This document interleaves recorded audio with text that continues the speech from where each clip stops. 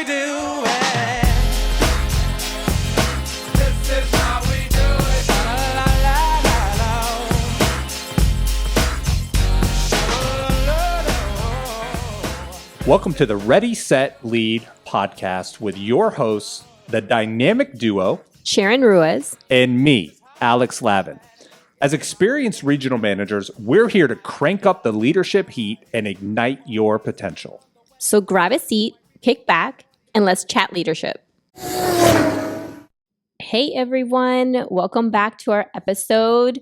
Today's episode number 4, and we're going to be speaking about emotional intelligence, right? And how to master it for effective leadership. So we may be thinking, what is emotional intelligence? And it may be different than what you may think. So emotional intelligence is basically the ability to understand, use, and manage your own emotions in positive ways.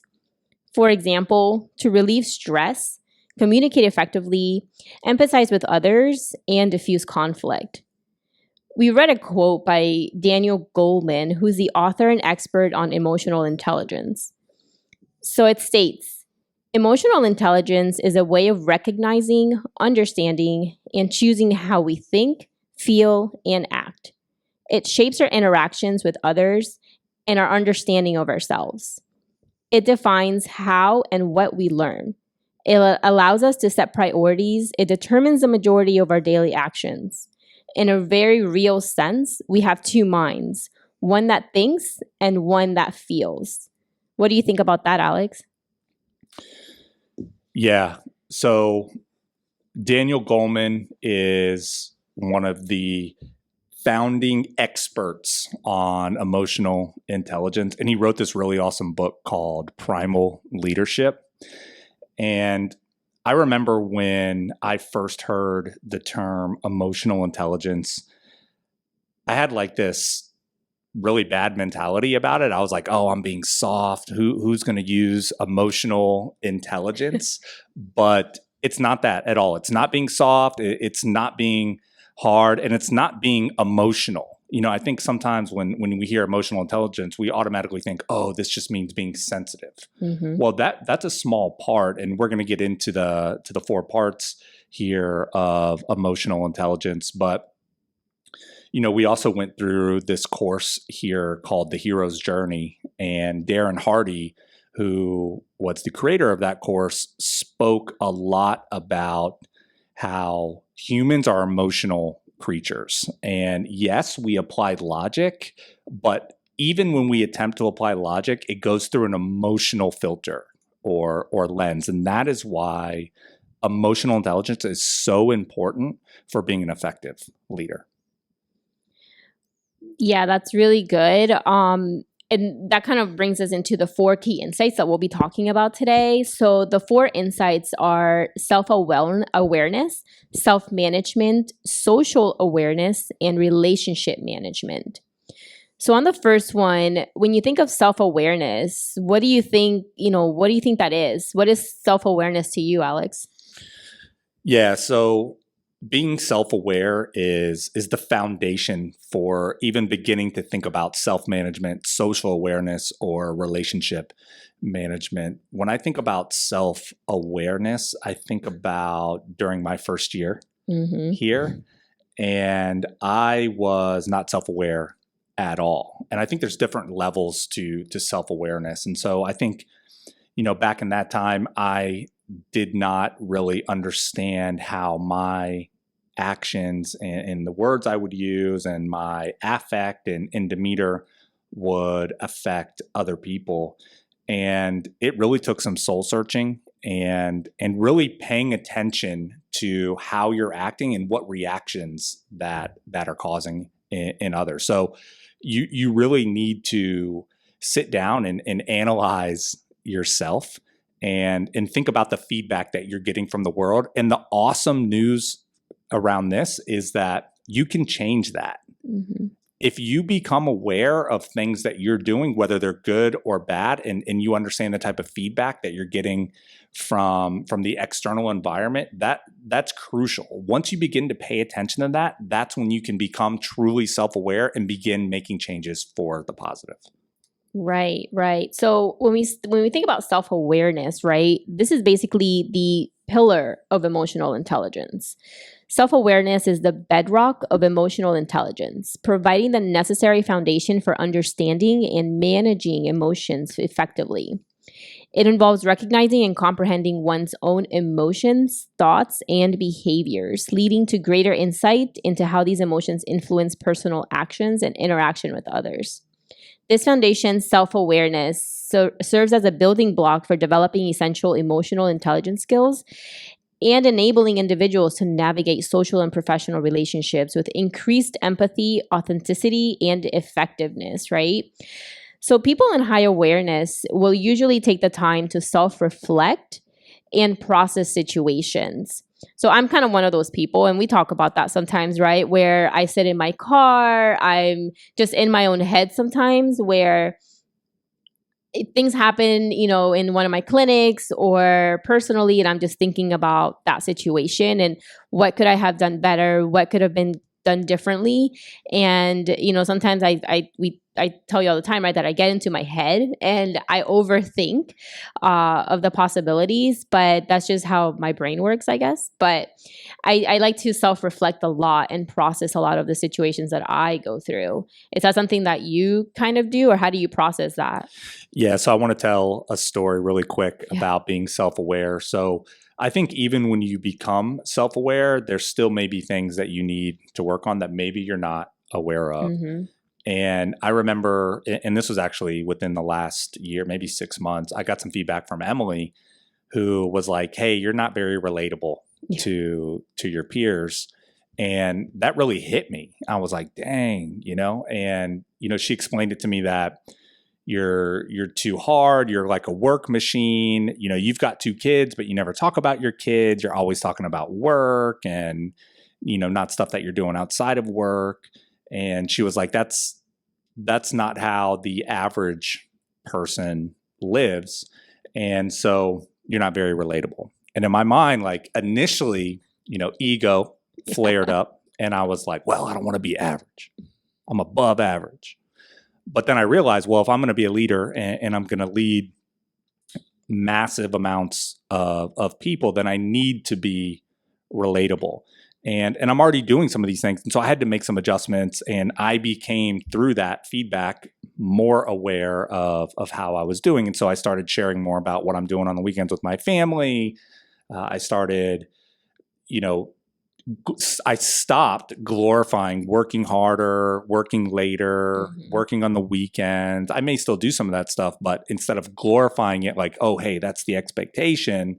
Well, no, we need to have a work-life balance. And the majority of people may have a family and that may not be relatable to them. So that was a huge part of me becoming more self-aware in things that I'm doing. So I'm saying all that to say that we can think we're self-aware, but we need to constantly stay in this state of trying to become more self-aware, because we adapt and we evolve and we constantly need to be running ourselves through that screening like, hey, am I the best I can be? What am I doing? We need to always be scanning for what our actions are, what feedback we're getting back.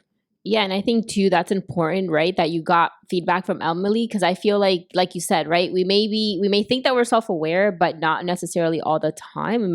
We don't know of things that we don't know, right? It's a blind spot. Exactly. So if we have somebody else letting us know, it's like, hey, you may not be aware of this, but this is what's going on, right? We look at it in a different perspective. So it kind of opens our eyes up a little bit. So leaders who are self-aware have possess a range of 3 different competencies, right? So one is emotional awareness. So they're basically attuned to guiding values and how their emotions affect performance. 2, they're accurate self-assessment, right? So it's great at knowing what their strengths and weaknesses are, and they welcome feedback and appreciate constructive criticism. And number 3 is self-confidence. So they understand their ability and not be afraid to express themselves. They're usually comfortable making jokes about themselves and have a strong sense of their direction. Like I joke on myself all the time. That's just what I do. But it's just having that self-confidence, which for many, many years I didn't have. But as I feel like as you get older, you just get confident and you don't care really about what anybody else thinks, right? It's just how we kind of move along with that. So let's move on to insight number 2. So self-management, right? So what is self-management to you, Alex? So I think the end of segment 1 being self-aware kind of bleeds in to self-management. So just really quickly going back to self-awareness, having emotional awareness, accurate self-assessment, and self-confidence. You need to be able to do those things in order to practice self-management. For example, I feel like I'm aware of my emotions, but when I think about it, we on episode number 1, we talked about imposter syndrome. Yeah. I actually suffer from the opposite of imposter syndrome, which is called overconfidence bias. Yeah. I literally think right now I could take over this whole company, and I got it, right? That is an example of an inaccurate self-assessment. Right. But through emotional awareness, I know that I have that type of bias, and so I have to constantly check myself like, hey, like just because you think you can do these things, you're probably not as good as you may think you are in your head. And so, yeah, I have self-confidence, but I think if you're overconfident, obviously everybody knows that can get you into trouble. And so part of my self-management strategies are to, for lack of a better word, I have to check myself. I have to check my ego, and I have to be humble. I have to actively work to be humble because I'm super competitive and I want to win. And I want to be number 1. Yeah. And, but I have to check myself because that can get me into trouble. Because if you don't practice humility, life will humble you. Yes. And I've had that happen to me before. Sure. So that's part of my self-management. Yeah. In self-management, when we think about it, it is basically the practice of quote unquote emotional hygiene for leaders, right? As leaders, we must control our emotions before attempting to influence or lead others. What do you think about that? Because I feel like sometimes we come into a managerial role and maybe not being a manager before and basically saying, oh, I've got this. I'm just here to manage people, but us ourselves don't have our emotions in check. We probably easily get angry. We easily, we're not attuned to our emotions. So what do you think about that? Yeah. So emotional hygiene is, to me, just another expression for checking your ego or subordinating your ego. And I got to do a lot of hygiene for my ego. I got to take a shower like 3 times a day for my ego. Yeah. So, cause my ego can get pretty big. And I think that, so one thing that I do for self-management, we've talked about this before. I don't know if we've mentioned it on the podcast, but one thing that I do is through written communication and through emails, especially. Sometimes you'll get an email that kind of tests you. Yeah. That kind of, attacks your ego. And then that little voice inside it, my little voice inside my head will be like, oh, you got to respond and get them. Right. You got to double up and you got to go tit for tat. And part of my self-management, and I know you and I have talked about this, but part of my self-management is I already know that that's my ego talking and that my emotions are getting the best of me. So when I have situations like that, I will not respond for at least 24 hours. And I'll even sometimes write my responses in an email and then just leave it in my draft box. And it's actually quite cathartic when you can express your thoughts in an email like that and get them out of your head. Because when you go back and read them the next day, usually that emotion that you had when you were writing that email is gone. Yeah. And at least for me, I'm You're like, thinking clearly, yeah. And for me, I'm like, oh my God, I sound like an idiot. Thank God I didn't sign that email. So part of my self-management and emotional hygiene is checking my ego and putting some of those safety mechanisms in place. Because I used to not do that, and it used to get me in a lot of trouble, and I'd have to go back and apologize. And so I'm able to avoid all of that now. Yeah. So someone who can regulate their feelings and really possess about 6 different core competencies, right? So the first one is self-control. And that's basically the ability to manage their own emotions and channel them towards something positive or suppress them at the moment, right? Keeps their cool, kind of like how you said you have your draft emails, right? And number 2 is transparency. So they're openly admitting mistakes and practice extreme ownership by admitting their errors and taking responsibility for their actions. What do you think about that? 'Cause that's something that we talk about a lot when it comes to extreme ownership and kind of guiding our teams to be able to have extreme ownership. Yeah, when you have the self-confidence to take extreme ownership and you're okay admitting your mistakes, that to me is like a superpower. Yeah.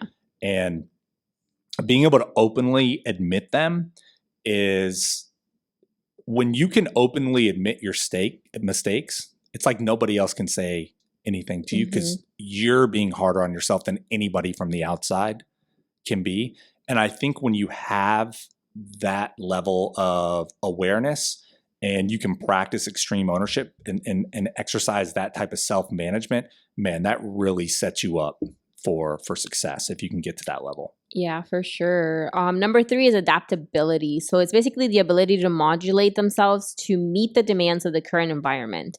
They're good at managing multiple competitive priorities. I feel like I'm pretty good at that. I don't know about you, but I feel like I'm a gecko, like I can kind of blend into any type of environment and just roll with the punches. Do you feel like you're too, or?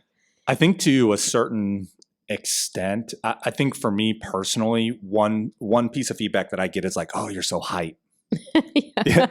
You got a lot of energy. And sometimes in my mind, I'm like, what? I'm like being calm right now. So I think there's some parts of my personality that I can modulate better than others because I've actually tried to modulate like my energy and my hype level, but I've made the mistake of over correcting and then I'm just like silent. Yeah.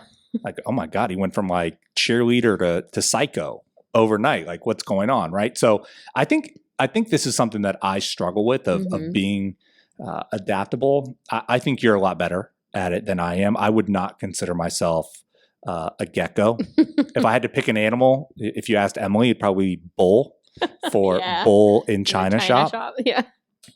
So we're working on that. We're working on that. For sure. So number 4 is basically achievement, right? So the desire to pursue and complete goals, pragmatic and seek out challenges. I feel like this one fits you because you seek out the challenges for sure. What do you think about that? Yeah. So major desire to achieve goals. And I think that just comes from me being incredibly intrinsically motivated. And for me, when I see adversity, I look at it as a challenge. And also, I think negative feedback.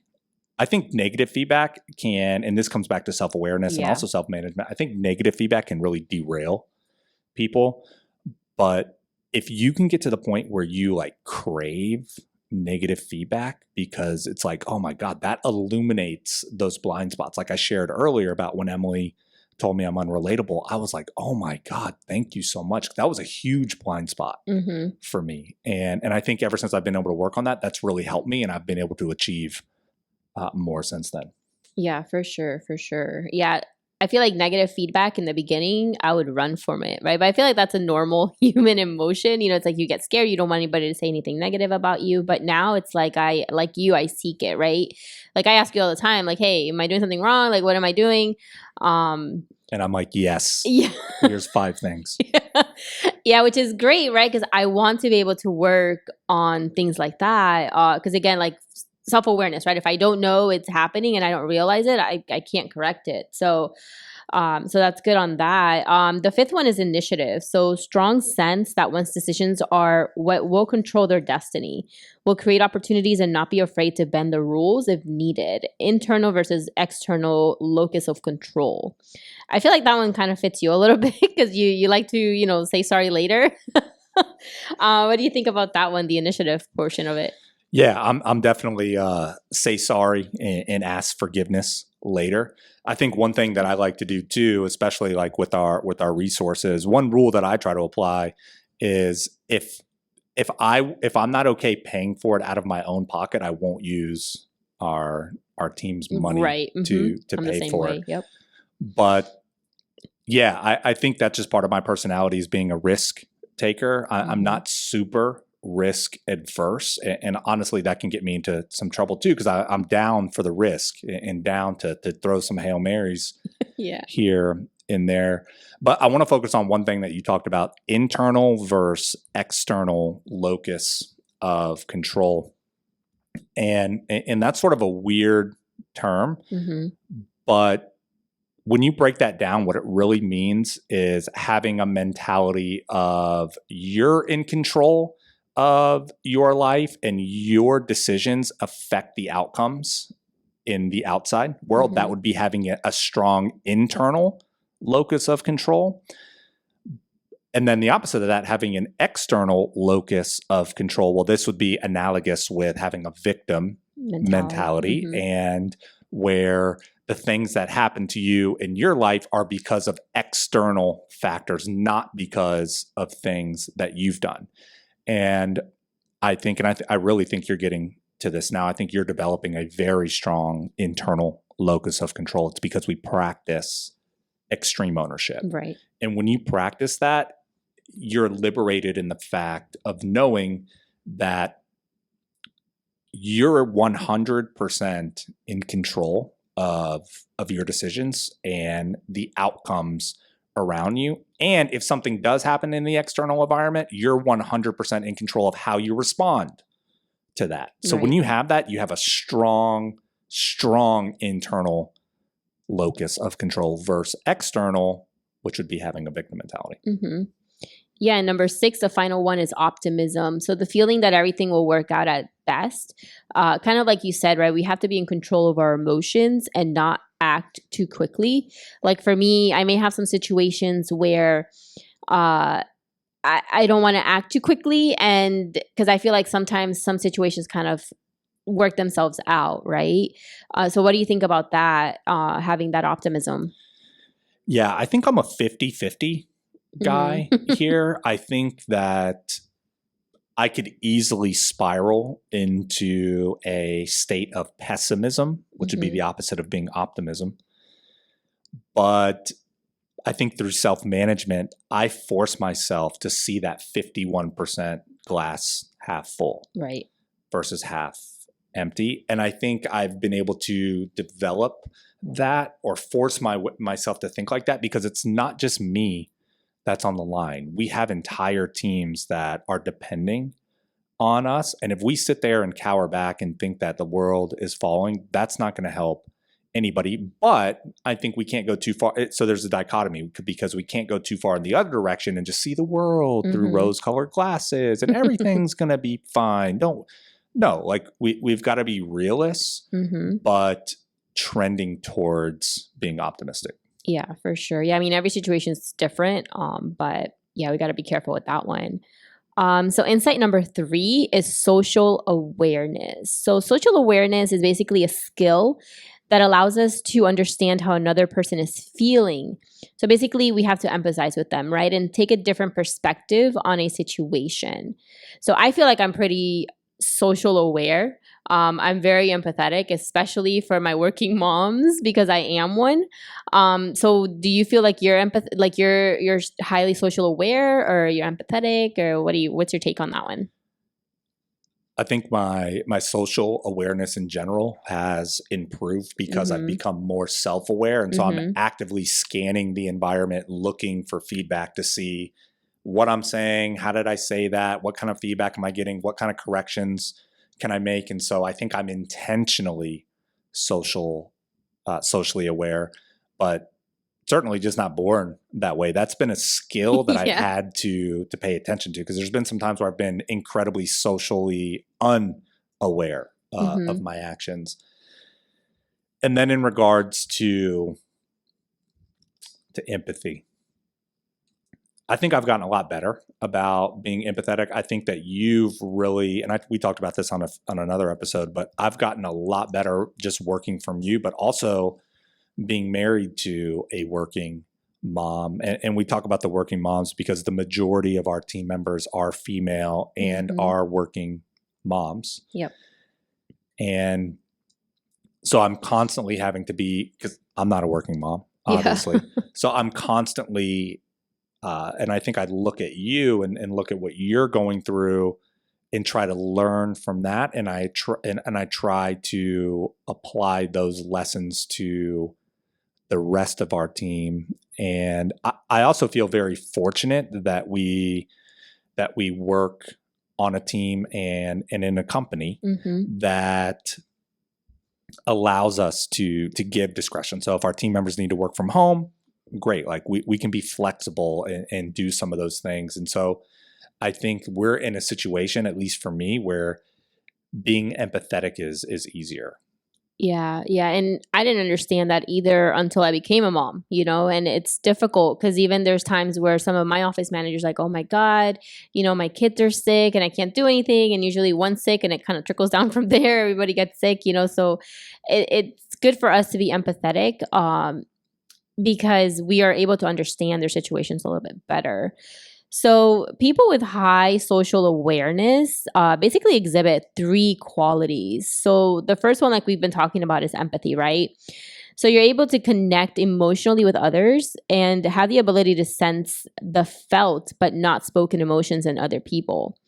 So this is the one most critical skill in becoming socially aware, right? So you're basically putting yourself in their shoes and it's kind of seeing from their eyes what they're going through. So our brains are constantly observing other people's tones and expressions for cues on how they are feeling.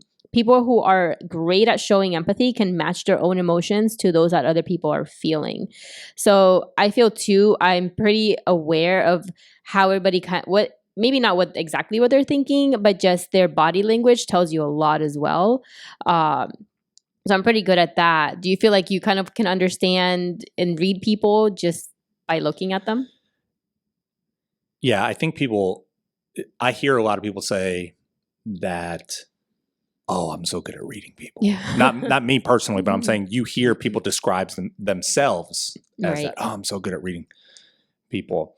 And I think for me, I think I'm decent at reading some of the obvious things. Like if somebody is upset, then you can tell that. But I don't think that I'm like a body language expert at all. So I think I have an average understanding of reading other people's emotions. Okay. And then the second one is organizational awareness, right? So that's basically a great understanding of the political landscape in the company. And the third one is service. So that one's the ability to relate to customers and people outside the organization by fostering an emotional climate. So what do you think about that one, fostering emotional climate outside of our organization? Yeah, so let me talk about organizational awareness, which is understanding the political landscape in the company.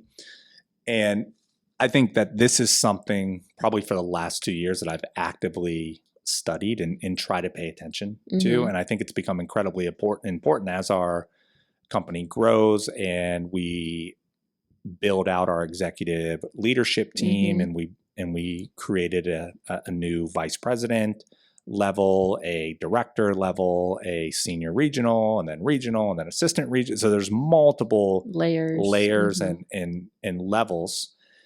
And so I've really tried to sit back and pay attention to like who's who has the most respect, who's able to get projects done, who has the influence, who does what. And so I don't think I just naturally have a great understanding of the landscape, but that's something I actively pay attention to and something that I seek to know more about. And I'm just inherently curious too. Yeah. All right. So we're going to go ahead and move on to insight number 4, which is relationship management, right? So that's basically our ability to communicate clearly, maintain good relationship with others, connect with those from other cultures, work well in teams, and manage conflict. So what do you think about that one? Do you feel like you have a good relationship management? I think I do now. Yeah. I think I do now. Okay. In my first year of working here, or just early on in my management career in general, I did not place a premium on relationship management. But as I've ascended Mm-hmm. in my management career, it becomes more and more apparent and just frankly downright obvious how important having relationships are. And I think I've been able to pass that lesson to you. Like you Mm-hmm. haven't had to learn, you haven't had to go through some of the No. mistakes that I Yeah. made, because I've been very intentional about letting you know some of the mistakes Yeah. that I've made by not prioritizing relationships. And I think when we talk about relationships, we're specifically talking about relationships across other teams Yep. and across different Mm-hmm. departments. I think it's easy to, at least it's easy for us, I Mhm. think, to build relationships with our teams, because we work with them so closely and technically we have role power Yep. over them. And so I think it just becomes a little bit easier because we can kind of influence those relationships a little bit more directly. Where it becomes more difficult and even more important, where the stakes are higher, is building relationships with different departments. If you don't have good relationships, you won't get things done. Mm-hmm. Therefore, you will not be an effective leader, and therefore your team will suffer. And that's a big lesson that I had to learn. Yeah, and I think like while you were learning that lesson, I had just started, because I remember when I just started in our office, and we were like, oh, all these departments are starting to contact us, and oh, we need to pay a visit to your clinics and all of that. And we're like, no, we're not doing that, right? It's like they're gonna expose our dirty laundry or something, right? But now we've come to realize, as we've gotten very close to other departments and we've been able to establish those relationships, now we're basically on a call first basis versus, oh, let's schedule a Zoom, right? With all these other people involved. But we're able to now complete our tasks easier than we were before. And I feel like that's because of our effective relationships with the other departments.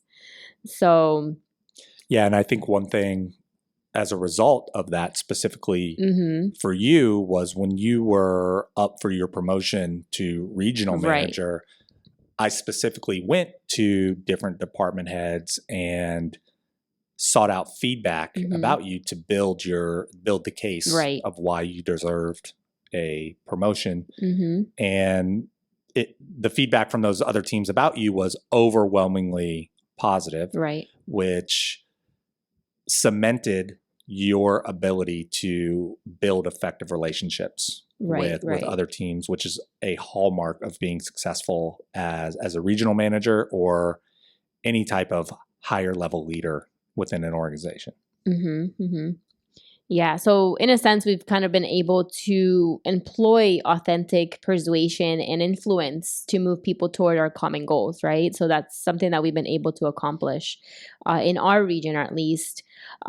So we also need to be, we have to have friendliness with a purpose and building and maintaining meaningful relationships. So meaning everyone is treated politely and with respect, right?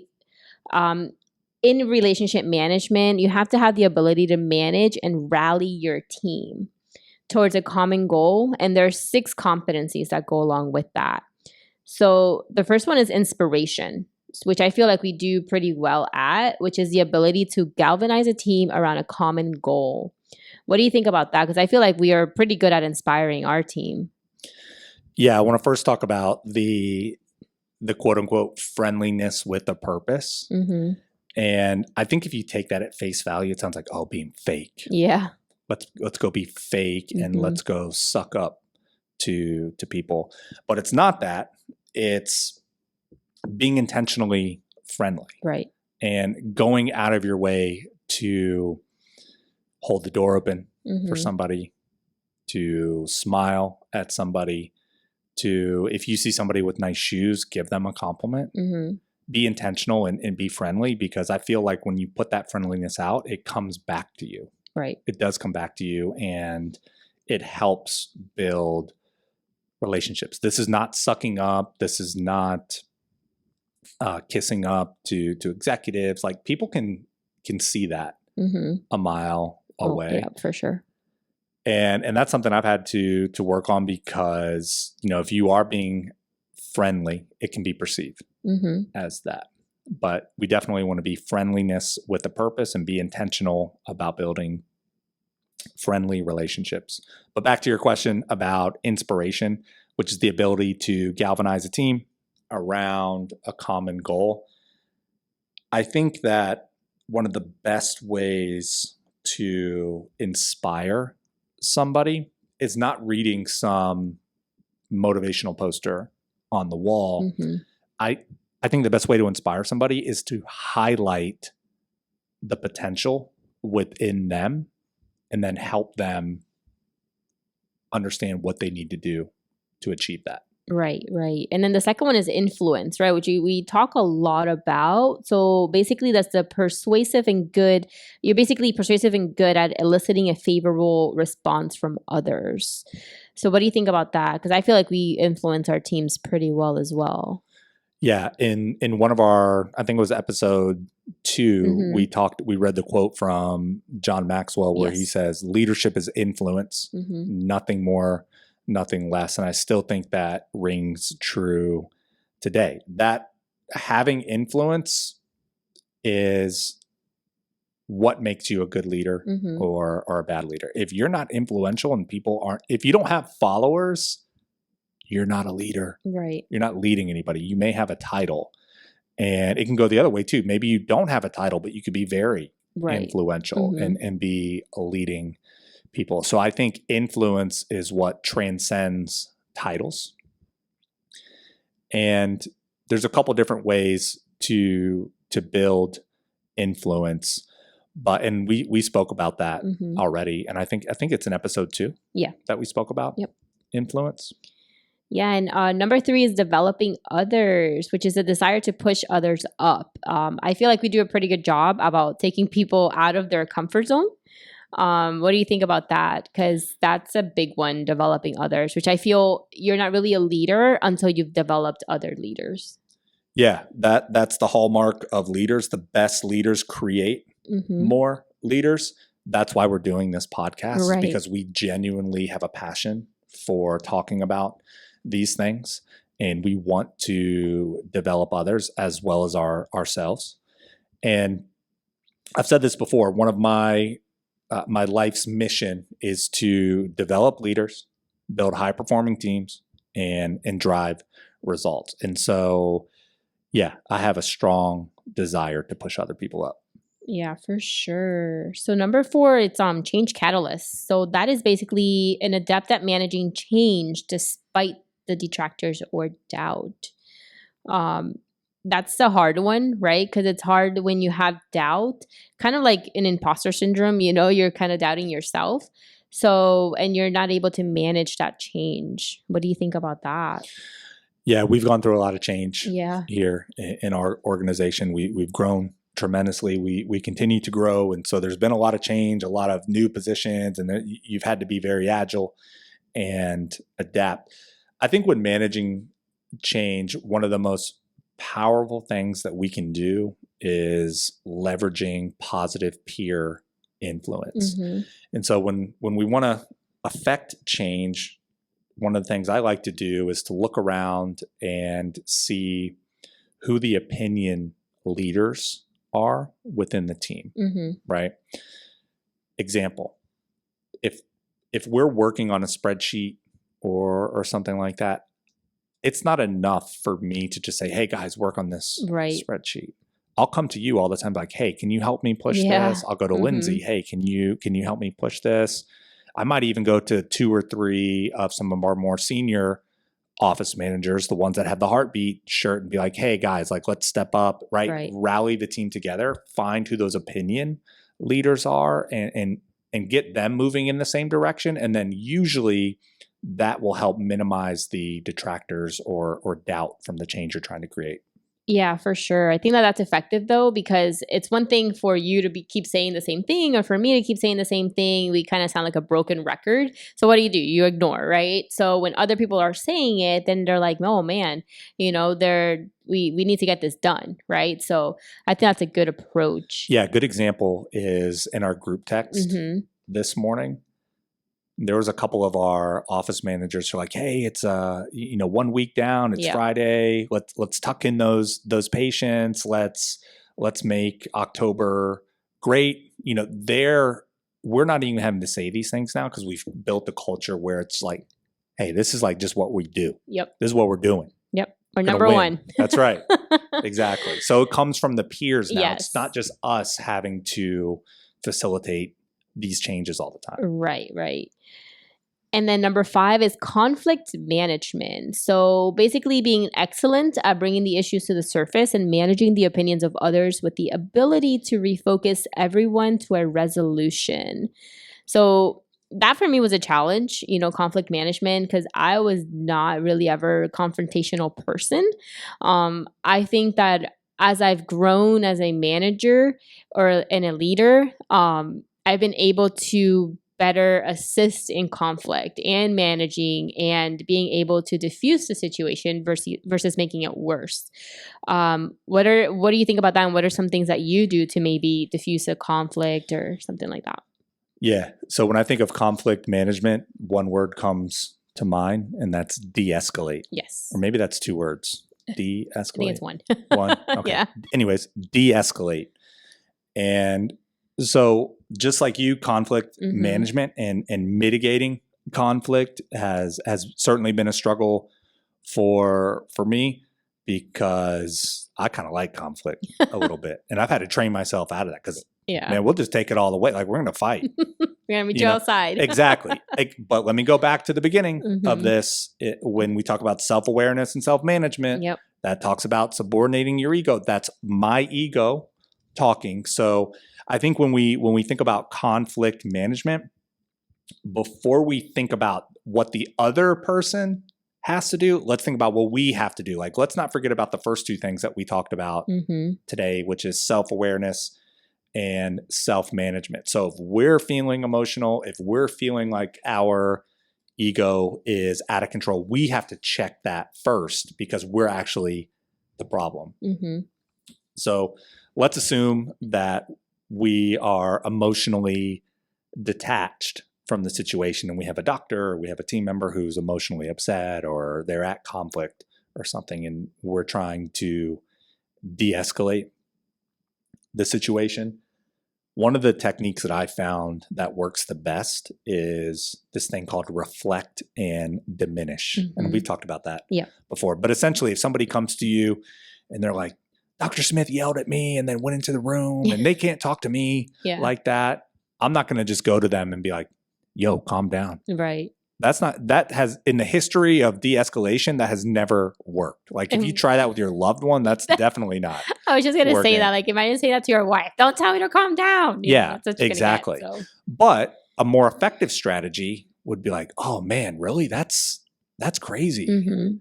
Have you thought about why she might have felt like that? Right? You sort of reflect some of that emotion, but then you just come back with a little bit diminish. Right. And then they come back to you and they're a little bit diminished, and then you diminish a little more. And then you slowly like walk them down and de-escalate the situation. But you want them to feel like you are on their side, and you don't think that like they're crazy. Yeah. Because that just exacerbates the entire situation. Correct. So the last core competency is collaboration. So basically, teamwork makes the dream work, right? I feel like our team is pretty good at collaborating together, and there's times where they collaborate with us or without us. I feel like when they collaborate without us, they're in their zone, like they know what to do, they know how to collaborate, and they work good together. So what do you think about that and having a team work together? Yeah, I have a lot of thoughts. Yeah. So I think that to your point, I think our internal team Mhm. of office managers and regionals and assistant regional managers are excellent. And we do have strong collaboration and teamwork among the group. I was talking to one of our senior regional managers the other day about that, and he was like, "Man, you have a tribe." I was like, no. But in my mind, I was like, yeah, we're down. Yeah. We're down. We have a tribe. So I think we do. Our internal team, we do have good collaboration. And one area that I think I struggle in is teamwork amongst my peers. Mhm. Because in some sense, we are competing Mhm. against each other. And I have a tough time with letting that competition go a little too far sometimes. And so that can make me stand out as a non-team player. Right. Non-team player. And so back to self-awareness and self-management, I have to check that, and I have to intentionally be a better team player and not just do what's good for our team, but do what's good for all of our teams as a whole, because that's what being a real leader is all about. Yeah, for sure. For sure. So that's basically the end of our podcast for today. So just to go back a little bit here. So today we kind of spoke about emotional intelligence and how you're able to master it to be an effective leader. So the 4 key insights to that were self-awareness, self-management, social awareness, and relationship management.